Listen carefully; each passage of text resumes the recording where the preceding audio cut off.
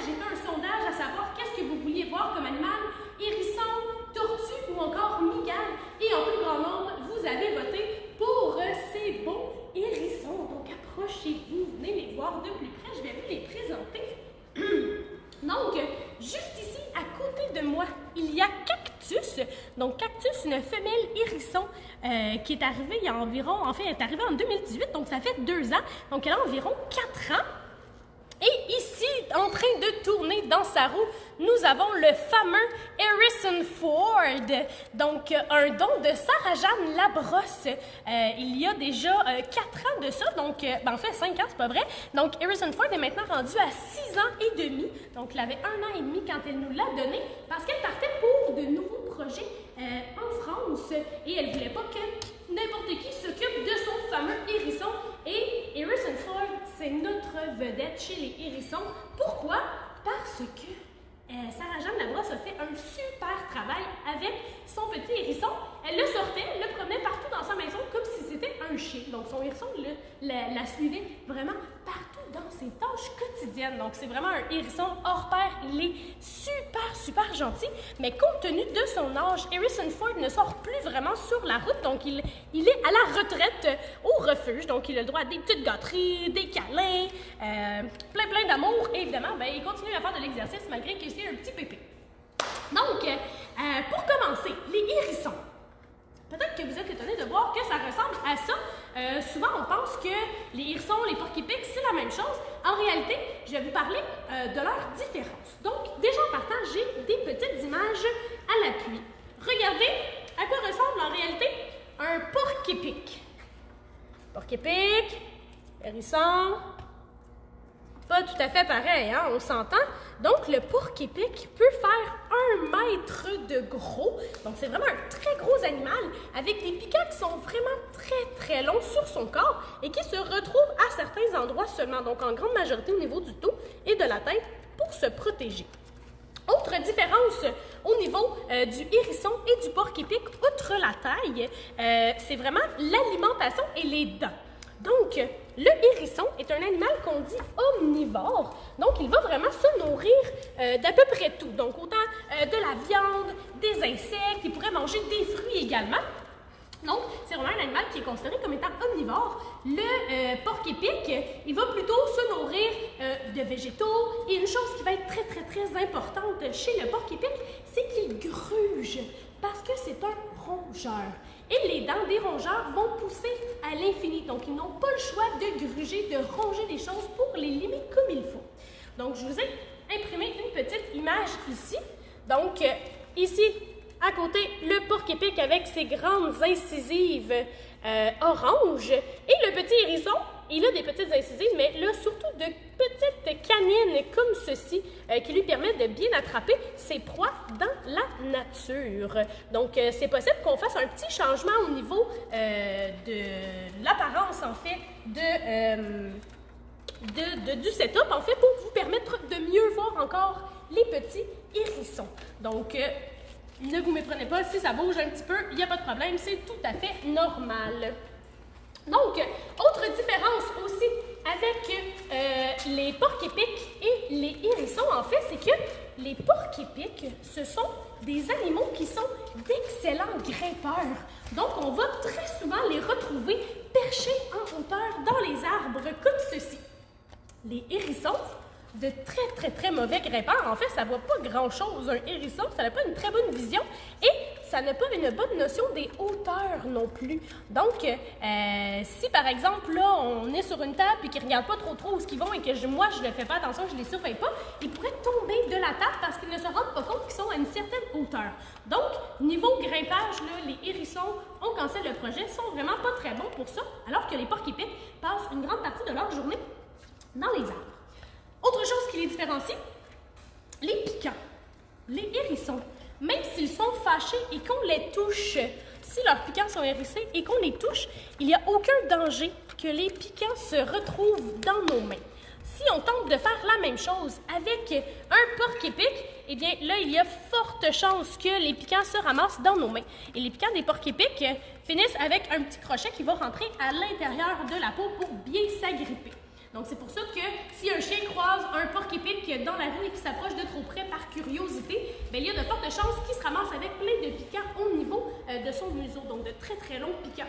Le hérisson, même s'il rencontre le chien va se faire piquer, mais sans plus. Il n'aura pas de pic sur lui qui va rester. Une autre chose qui est très facile là, pour distinguer les hérissons des porcs-épics, c'est l'odeur. Les porcs-épics, ça pue vraiment beaucoup.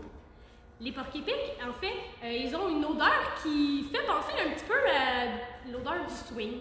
En fait, ça sent l'ado qui est allé faire du sport et qui ne s'est pas lavé depuis 3 jours. Ça sent le swing. Hein? Donc, c'est vraiment une odeur qui est assez forte, qui va rester vraiment très marquée, là, peu importe où le porc-épic va passer. Donc, pour vous faire une petite analogie, l'émission Les Poilus, où on va régulièrement, où Joanie, notre autre biologiste au refuge, va régulièrement, eh bien, à un moment donné, il y avait un porc-épic dans les studios et ça a senti toute la journée, dans tous les studios, toutes les loges. Ça sentait vraiment très fort le swing à cause de la présence du fameux porc-épic. OK. Les porc-épics, les hérissons, pardon, qu'est-ce que je dis là, les porc-épics? Les hérissons ont des piquants sur leur corps. Quand ils naissent, ils ont aussi des petits piquants. Donc, j'ai une petite photo pour vous de ce à quoi ils ressemblent à la naissance. Donc, vous voyez, c'est vraiment mignon. Des petits machins tout roses avec des petits piquants.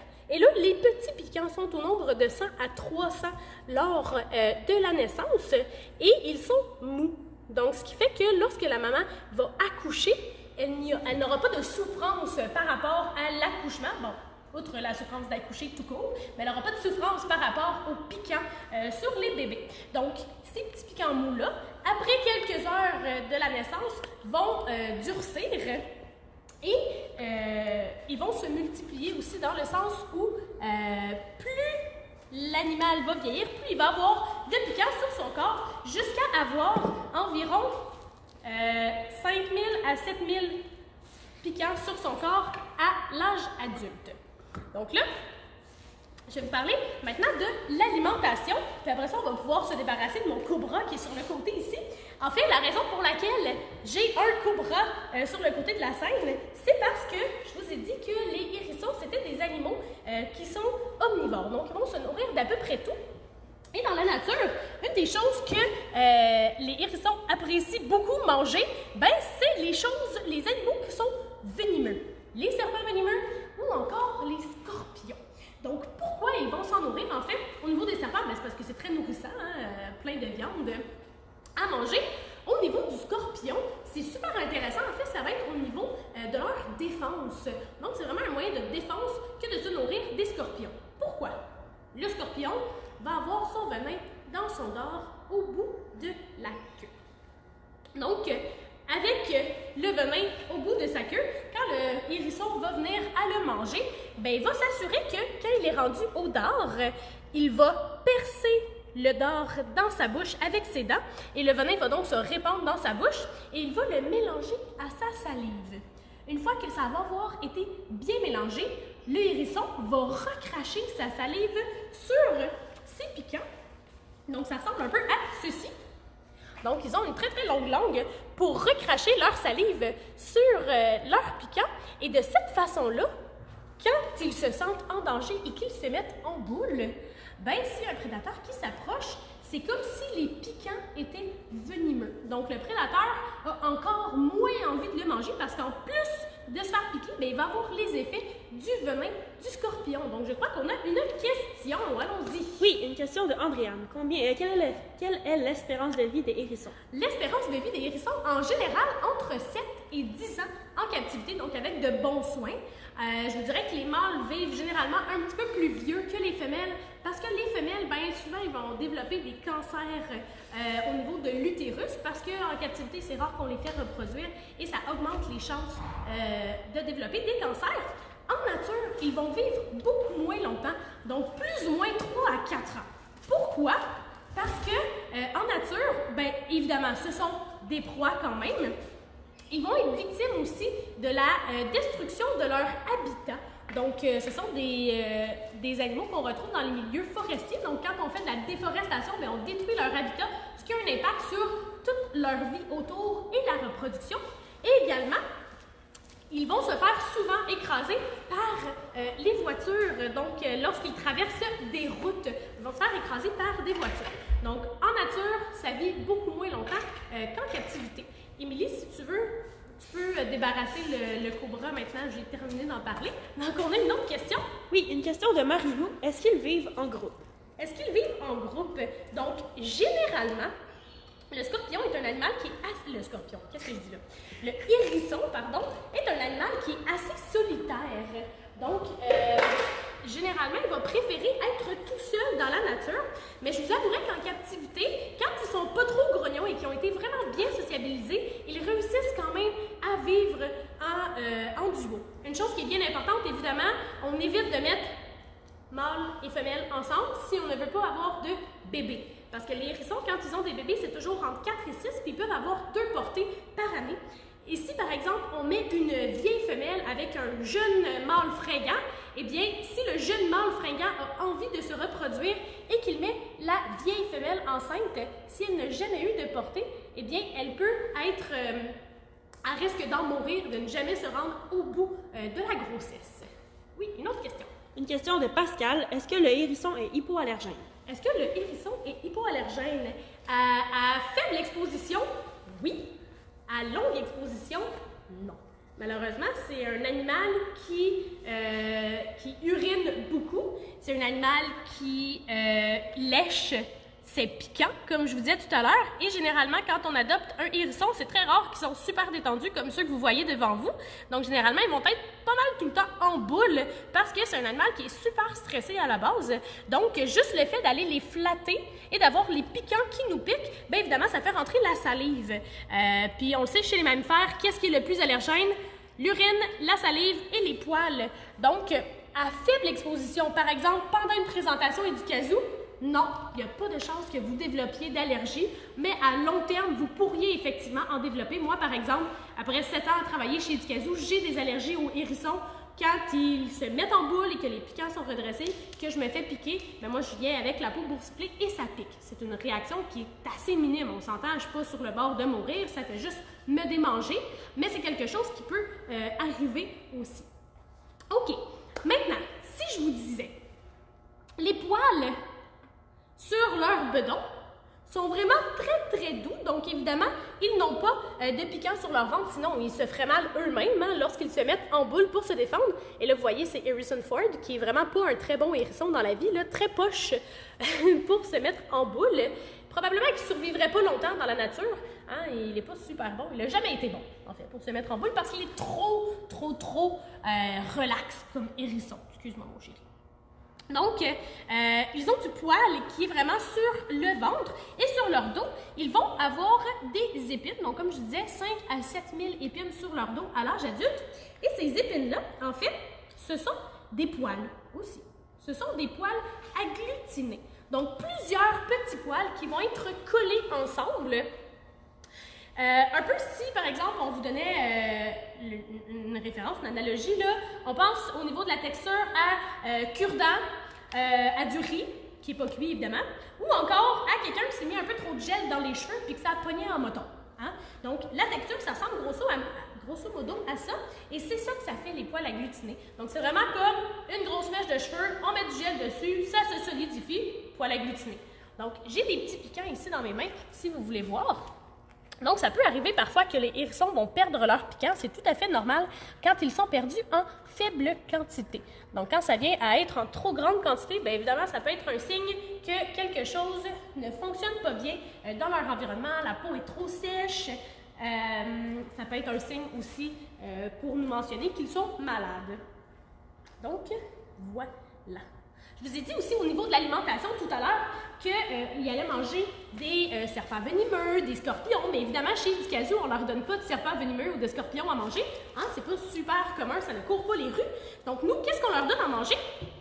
Des petites granules comme ça, des petites croquettes. Donc, des croquettes pour chat. Donc, c'est fait pour un régime d'animal carnivore. Donc, il y a toutes les protéines dont il a besoin là-dedans. Il va également avoir droit à des fruits. donc en faible quantité, juste pour dire qu'il y a une petite dose de sucré, de glucides. Et également, Harrison Ford est parti se cacher ici. Non, c'est cactus finalement. Et également, on leur donne des criquets et des vers. Donc, j'ai amené des petits criquets ici. Je vais voir si peut-être ils ont envie d'en manger. Ford, as-tu une envie folle de manger un ver? Regarde. Ah oui! Et là, vous allez voir, Harrison Ford, normalement, il n'est pas très très propre quand il mange le ver. Donc, il se nourrit de tout ce qu'il y a à l'intérieur. Et généralement, il laisse à l'extérieur l'exosquelette du ver, donc la partie externe, si on veut, la carapace du ver. Et c'est vraiment l'intérieur qu'il va aller manger. On a une question. Une question de Andréane. Est-ce qu'ils ont des griffes? Est-ce qu'ils ont des griffes? Très bonne question, Andréane. Effectivement, les hérissons ont des griffes et lorsqu'on en a à la maison, ça fait partie des soins qu'il faut leur apporter. Donc, bien important de les tailler. Et pour vrai, quand on regarde des griffes de hérissons, ça ressemble un peu à des ongles de sorcière. C'est pas super... c'est pas des beaux ongles. Mais ce sont des ongles qui vont pousser au même titre que les nôtres. Et c'est pourquoi ça va être bien important de les tailler. Donc, on va les tailler avec un petit coupe-ongle. Comme ça ici, un petit coupon qui est fait vraiment pour les petits animaux exotiques. Ça pourrait être aussi pour les chats utilisés, peu importe. Donc, un petit coupongle. Une chose qui est bien importante. Ah, voilà, il a laissé l'exosquelette derrière, c'est ce que je vous disais. On va lui en donner un autre, il va être bien content, mon petit Harrison Ford. Donc, comme je vous disais, ça va être bien important lors de la taille des griffes de faire attention aux petites veines et ne vous méprenez pas sur la patte d'en avant, il y a 5 doigts. Donc, un petit pouce qu'on peut parfois manquer. Et sur les pattes d'en arrière, il y a 4 doigts. Donc, il y a vraiment un doigt de moins sur la patte arrière. Cactus, que dirais-tu toi aussi de manger un petit verre? C'est un peu triste hein, si on en donne juste à notre ami Harrison Ford. Regarde, qu'est-ce que j'ai ici? Oh! Mets ton nez par en bas. Mets ton nez par en bas. Regarde ici. Attends, regarde ici. Ah oui! Toujours bien intéressant de manger des petits vers, c'est tellement bon. Évidemment, les vers, il faut en donner avec parcimonie. Donc, qu'est-ce que je veux dire par là? C'est qu'il ne faut pas trop en donner parce que c'est vraiment un animal qui est gras. Donc, si on en donne trop, bien évidemment, notre petit hérisson va devenir obèse. Et qu'est-ce qui arrive avec un hérisson obèse? Eh bien, il n'est plus capable de se mettre en boule. Harrison Ford, pas le droit de voler le petit ver de notre ami Cactus. On va t'en donner un plus loin. Ici, mon poulet. Ici. Regarde. Il va peut-être finir par le trouver. Voilà. Donc, le hérisson va devenir obèse et ne sera plus en mesure de se refermer correctement. Évidemment, en captivité, s'il est obèse, bon, il peut développer d'autres problèmes de santé par rapport à tout ça. Mais la grosse problématique avec le fait d'être obèse, par exemple, s'il vivait en nature, c'est que s'il n'est pas capable de se mettre en boule pour se protéger, eh bien, les prédateurs ont un accès privilégié sur la partie qui est molle, donc qui n'est pas protégée, là où il y a les petits poils, et donc, il risque de se faire manger. Donc, n'oubliez pas, pendant la vidéo, si vous avez des questions, posez-les-moi, ça va me faire très, très plaisir d'y répondre.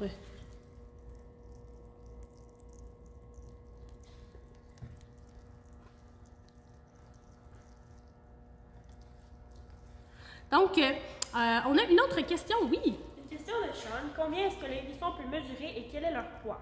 Donc, combien le hérisson peut mesurer? En fait, il peut mesurer de 15 à 25 cm. Donc, ceux-là ici, je ne vous ai pas mentionné tout à l'heure, mais ce sont des hérissons d'Afrique. Donc, ce sont de petits hérissons. Il y a également les hérissons européens qui existent, qui sont un petit peu plus gros que les hérissons d'Afrique. Je vais vous en montrer une image. Donc, le hérisson africain, il est généralement avec le ventre blanc. Le hérisson européen est beaucoup plus brun. Et il est un petit peu plus gros aussi. Et en Europe, c'est un peu comme les écureuils ici, là, il y en a partout. Au niveau du poids, donc c'est en quelques grammes, une centaine de grammes tout au plus là, qu'on peut en fait voir pour leur poids. Donc si vous voulez, on peut faire un test, on peut les peser un à un, chacun leur tour. Donc comment on fait? On prend une petite balance comme ça, une balance culinaire, ça fait en masse la job. On met un petit pot dessus et on remet le tout à 0. Et là, tout ce qu'on a à faire, mettre le petit hérisson dans le petit pot. Attention, mon chéri. Ouais. Donc, c'est vraiment un animal qui est très, très léger. Donc, ça, c'est le petit Harrison Ford, notre vieux hérisson. Donc, on va essayer maintenant avec notre ami Cactus. Je vais juste enlever la dépouille de verre. Donc, avec notre ami Cactus, combien pèses-tu, Cactus? C'est certain qu'il va être un petit peu plus lourd que notre ami Harrison Ford, qui est très vieux et plus petit également. Donc, on a une autre question. Allons-y. Ouais, on a deux questions. Une de Mélissa. Oui. Les allergies sont de contact ou aussi comme les chats dans l'air. Et une de Gabrielle. Combien de verres par semaine? OK, parfait. Donc, pour ce qui est des allergies, généralement, ça va être vraiment au contact. Ça ne perd pas de poils comme un chat. Donc, il y a peu de chances qu'il y ait des allergènes dans l'air. Ça ne veut pas dire qu'il n'y en a pas à 100%, mais généralement, c'est vraiment au contact qu'on va avoir des réactions allergiques qui vont se faire. Et pour ce qui est des verres, bien évidemment, nous, on leur en donne là 4 ou 5 maximum par semaine. Et parfois, on peut varier la sorte de verre aussi. Donc, ça va arriver, ça, c'est des super worms qu'on appelle. Mais ça peut arriver qu'on leur donne des mealworms, qui sont des petits verres, ou encore des verres Goliath, qui sont beaucoup plus gros. À ce moment-là, on en donne un seulement. C'est bien suffisant pour eux. Donc, depuis tout à l'heure, je vous dis, les hérissons se mettent en boule, les hérissons se mettent en boule, mais Harrison Ford n'est pas très bon pour se mettre en boule, et c'est lui que je vous ai montré. Donc, on va essayer avec Cactus. Donc, pour se mettre en boule, les hérissons, qu'est-ce qu'ils font? Pup, pup. Rentre ta face, mon petit poulet. Bon. Nos hérissons sont trop sociaux. Hein? Ils n'ont pas envie du tout de se mettre en boule. On a beau essayer de leur faire des petits pouet-pouets sur la bédaine, ils ne veulent rien savoir. Alors, ben, j'ai prévu le coup. Hein? Je savais que nos hérissons étaient trop gentils. Je vous ai fait imprimer une image d'un hérisson en boule à côté de son bébé hérisson pas en boule. Donc, de quelle façon ils sont capables de se mettre en boule? Les hérissons, en fait, c'est grâce à un muscle qui va délimiter, en fait, la partie avec épine et la partie avec poil. Donc, on appelle ce muscle le muscle paucier. Donc, c'est vraiment le muscle qui va se retrouver à la jonction entre les épines et le poil. Et donc, quand ils se mettent en boule, c'est vraiment par la contraction de ce muscle-là. Bon, je vous disais, Harrison Ford n'est pas bon pour se mettre en boule. Donc, c'est par la contraction de ce muscle-là qu'ils vont y réussir. J'avais une idée en tête et j'ai oublié. C'est pas très grave. OK. Donc, on continue. Une question. Ça va peut-être me revenir pendant que je réponds à la question. Une question de Chantal. Oui. Comme c'est un animal de sol, quelle grandeur de cage minimum doit-on avoir et quelle est la litière? OK. Donc, nous, la litière, ce qu'on met chez Ducazou, ce sont des granules de bois. Donc, c'est super facile à nettoyer. Quand il y a des excréments dessus, on le voit très bien. Quand il y a de l'urine, la litière va se dégrader en petits morceaux, donc en style de poussière. Donc, ça va être vraiment très, très simple de savoir que la litière est due pour être changée. Pour ce qui est de la grosseur de la cage, c'est certain que ça va dépendre du nombre de hérissons que vous avez. Donc, si c'est comme nous, au nombre de 2, mais on leur donne quand même une bonne cage pour qu'ils aient la possibilité d'avoir au minimum 2 cachettes. Hein. Ça se peut des fois qu'ils chicanent et qu'ils n'aient pas envie de dormir collés. À ce moment-là, en ayant 2 cachettes, bien, ils ont chacun leur petite cachette pour se cacher. Également, il faut qu'on ait suffisamment d'espace pour avoir la litière et la roue. Et là, vous voyez que la roue se trouve dans la place litière. Pourquoi? C'est parce que les hérissons, ils sont actifs la nuit, donc ils sont nocturnes, et à chaque nuit, ils vont courir environ 8 km dans leur roue. Et je ne sais pourquoi, mais les hérissons, quand ils vont courir dans leur roue, ça leur stimule le système digestif, ce qui fait en sorte que ils vont faire leurs excréments dans leur roue. Donc, quotidiennement, il faut laver la roue. Et là, on s'entend, pour ce qui est de la litière, on parle bien de granules qui sont non traitées, parce que s'ils décident de se les mettre dans la bouche, ça pourrait être dramatique pour eux. Oui, une autre question. Une question de Isabelle. Combien de fois vous changez leur cage par jour? Qu'on change la cage par jour, en fait, quotidiennement, on rentre dans la cage, on s'assure que, évidemment, nos individus vont bien, on ramasse les excréments, on leur donne de l'eau fraîche, de la bonne nourriture, et en temps et lieu, si c'est nécessaire, les fruits, les vers, les criquets, dépendamment de la journée qu'on décide de leur en donner. Et c'est un nettoyage quotidien. Donc, à tous les jours, on passe une guenille parce que, comme je vous dis, les hérissons, ce ne sont pas des animaux qui sont super, super propres. Donc, ils vont souvent faire caca un peu partout dans leur environnement. Donc, bien important de nettoyer quotidiennement. Pour ce qui est de changer les granules de litière, c'est vraiment quand elles sont désagrégées, on change et on remplace tout simplement. Est-ce qu'il y avait d'autres questions? Je poursuis alors sur un autre sujet. Donc, en captivité, quand on les a à la maison, Donc, une chose qui va être super importante, c'est de leur donner beaucoup de temps. Un hérisson, oui, c'est mignon, mais est-ce que ça veut dire nécessairement que c'est un bon animal de compagnie? Non. Pour avoir un hérisson, il faut avoir minimum 2 à 3 heures par jour à leur donner pour les aider à être gentils comme ceux qu'on a ici chez Educazoo. Donc, chez Educazoo, ils sont manipulés quotidiennement, donc on les prend régulièrement. Et dans le fond, c'est ça. Donc, il faut vraiment beaucoup les manipuler parce que c'est très rare, en fait, qu'un hérisson va être super relax comme ça. Généralement, quand on adopte un hérisson, il se met en boule et ça peut durer des heures et des heures et des heures avec les piquants redressés. Avec les piquants qui sont redressés. Puis là, ben, avec leur pic dressé en boule, ils vont donner des petits sauts comme ça, puis ils vont faire du bruit. Psh, psh, psh. Et ça peut être des heures de long. Donc, il faut être vraiment patient et il ne faut pas se décourager. Donc, ça, c'est une chose qui est super importante à prendre en considération. Ça demande beaucoup de temps et de patience et de volonté. Ensuite, au niveau des soins quotidiens, on le dit, nettoyage de la cage, les griffes. Une chose aussi qui peut être super importante, comme je vous disais, les hérissons, ce ne sont pas des animaux qui sont nécessairement très propres.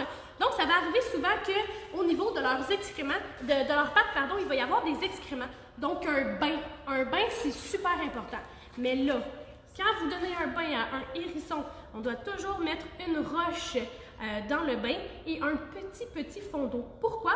Parce que les hérissons, ils sont quand même courts sur pattes, hein, ils sont assez trapus et ils ont tendance à se mettre le nez dans l'eau. S'ils se mettent le nez dans l'eau, il y a de la chance que de l'eau se rende jusqu'à leurs poumons et qu'ils se noient. Donc, c'est une surveillance constante du moment qu'ils sont dans le bain et on s'assure de leur mettre des endroits sur lesquels ils peuvent s'étendre. On va l'étendre comme ça. Une chose aussi, avec les hérissons, comment font-ils pour reconnaître les odeurs? En fait, pour savoir s'ils apprécient ou non quelque chose, ils vont être portés à lécher. Donc, vous vous souvenez tout à l'heure la photo que je vous ai montrée de mon hérisson qui se léchait les piquants. En fait, pour savoir s'ils aiment ou non quelque chose, les hérissons vont lécher l'objet. Donc, par exemple, une main, vous. Ils vont vous lécher, et éventuellement, ils vont cracher la salive qui est imprégnée de cette odeur-là sur leur piquant. Comme ça, la prochaine fois qu'ils arrivent à cet objet-là ou à cette personne-là, bien, ils reconnaissent l'odeur et ils vont savoir s'ils l'aiment ou non. Mais là, il faut faire attention. Les hérissons, ils ont une tendance à croquer les doigts. Donc, quand ils vont lécher, souvent, ça finit en croque. Et je vous disais tantôt que ça mangeait des scorpions et des serpents venimeux. Donc, ce n'est pas nécessairement une croque qui fait du bien aux doigts. Pardon. Je vais juste prendre une petite gorgée d'eau. Donc, si vous avez des questions en attendant, allez-y, ça va me faire super plaisir d'y répondre. Je crois qu'on en a déjà une. Une question de Chantal. Est-ce qu'ils ont besoin aussi d'un bain de sable? Chantal, non. On peut juste utiliser l'eau à la maison. Donc, souvent, nous, ce qu'on fait, c'est qu'on les met dans le lavabo. Donc, on met un petit fond d'eau dans le lavabo et on va les faire baigner à cet endroit-là. Donc, pas de sable pour eux, c'est vraiment à l'eau qu'ils vont se baigner. Eux, ils n'ont pas le poil suffisamment trop compact, en fait, pour ne pas sécher. On a une autre question, allons-y. Une question de Andréane. Combien de dents ont-ils? Combien de dents ont-ils? Écoute, Andréane, tu me poses une colle, je t'avouerais que je le sais pas. Ils ont définitivement des incisives, des canines, des molaires, des prémolaires, mais précisément, je ne sais même pas, nous, on a combien de dents dans notre bouche. Fait que je pourrais pas vous dire, mais Andréane, une chose est sûre, j'ai fait une recherche pour toi et je te l'écrirai en réponse sur ton commentaire là, en dessous du live. Parce que c'est une très bonne question. Hein? Puis même si je suis biologiste, je n'ai pas réponse à tout. Je t'avouerais que les dents, c'est bien rare qu'on se fait poser la question sur le nombre de leurs dents. Donc, dernière petite chose que j'aimerais bien vous dire, on a la réponse. Donc, super, les hérissons ont 36 dents. Donc, finalement, on n'aura pas besoin de te répondre sur ta page, il n'y a pas de problème. 36 dents pour les hérissons. Avant de terminer, je voulais vous montrer un hérisson populaire. Le film est sorti il n'y a pas très longtemps, donc probablement que vous le connaissez, Sonic le hérisson. Donc, Sonic le hérisson, sa façon de se déplacer, il se met en boule et il roule. Est-ce que les vrais hérissons peuvent faire ça? Eh bien, ils peuvent se déplacer sur de courtes limites en boule. Évidemment, ce n'est pas leur façon de se déplacer qui est prédominante. Donc, ils vont vraiment se déplacer en marchant ou en courant. D'ailleurs, un hérisson, quand ça court, ça peut atteindre 16 km/h. C'est quand même assez rapide. Et dernière chose que je voulais vous dire, les hérissons, lorsqu'ils sont en boule de piquant et qu'ils tombent d'une certaine hauteur, en fait, ils ne se blessent pas. Les piquants vont vraiment jouer le rôle de ressort. Donc, il n'y a pas de danger qu'ils se blessent. Si par exemple, mon ami Cactus ici continuait sa marche vers le bord de la table et qu'elle tombait, de cette façon-là, il y aurait des chances qu'elle se blesse ou qu'elle se casse des pattes. C'est pour ça que quand on laisse les hérissons se promener, il faut toujours bien s'assurer qu'ils sont dans un endroit qui est sécuritaire ou si ce n'est pas le cas, qu'on soit à proximité et qu'on les surveille pour éviter qu'ils se blessent pour rien. OK, donc c'est ce qui conclut la capsule avec les petits hérissons aujourd'hui. Donc écoutez, aujourd'hui je vous laisse sur pas de tease, je vous laisse vraiment prendre la décision complètement de ce que vous aimeriez voir comme animal vedette demain. Je vous laisse même pas de choix. Dites-moi un animal que vous savez qu'on a chez Ducazou, donc on s'entend un animal qu'on peut avoir à la maison, donc pas de serpent venimeux, pas d'alligator ou crocodile, et écrivez-le en commentaire. Nous, on va compiler les votes et on va s'assurer de vous présenter l'animal qui aura été choisi pour demain. Donc, je vous souhaite une belle fin de journée. C'est un rendez-vous demain 14h et n'oubliez pas de nous suivre sur nos différentes plateformes et si vous voulez faire un petit don sur notre page GoFundMe.